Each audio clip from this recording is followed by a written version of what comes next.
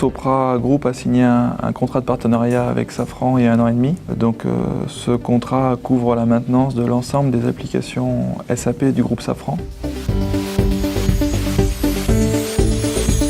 SAP, c'est un logiciel de gestion intégré, ça s'appelle ERP en anglais. Donc c'est un logiciel de gestion.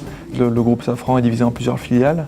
Chaque filiale a un SAP. Ça représente une dizaine de systèmes globalement. On couvre un certain nombre de services qui sont essentiellement du support, du correctif et de l'évolutif. Et puis dans ce contrat, il y a une partie projet. Par exemple, aujourd'hui, pour la partie réparation, une partie de la partie garantie et la partie devis client est encore fait dans un système externe. Un des objectifs du projet sur lequel j'interviens, c'est d'intégrer cette partie devis et garantie directement dans SAP.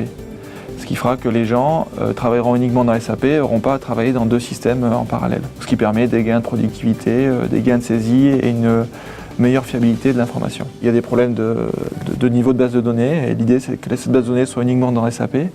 Donc tout sera complètement intégré et donc le code article ou le code client qui sera utilisé pour le devis sera le même que celui qui sera utilisé pour la commande, la livraison, la facture, la réparation dans tout le flux SAP. Chez Sopra, on favorise le travail fonctionnel vraiment chez le client. Souvent le cadrage a été fait en amont, c'est là où tu bordes vraiment le périmètre du projet. On va avoir un budget et on va avoir un dispositif. Ça donne un bon document de 40 pages en fait, où le chef de projet va décrire toute sa stratégie pour mener à bien le projet. C'est vraiment un panel donc, de développeurs analystes, de consultants fonctionnels, d'experts techniques.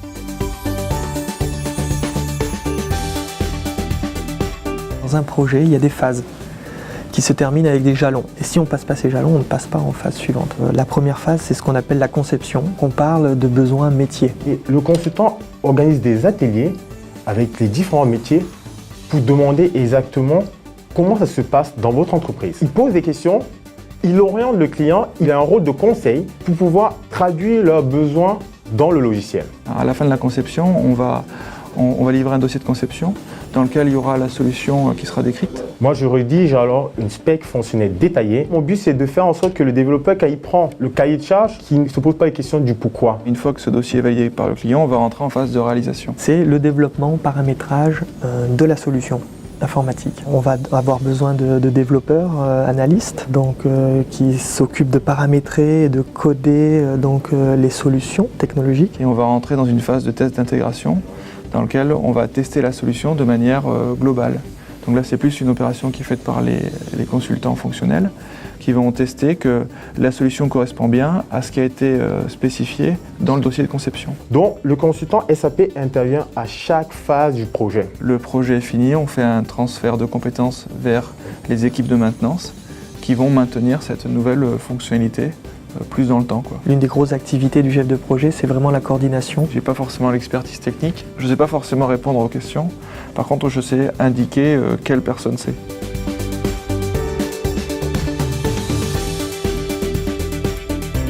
Et Sopra m'a permis depuis 3 ans de pouvoir faire ce que je voulais, m'a donné les opportunités et m'a permis d'entrer dans le monde du SAP. Sopra, c'est un grand groupe. Qui dit grand groupe dit force de frappe.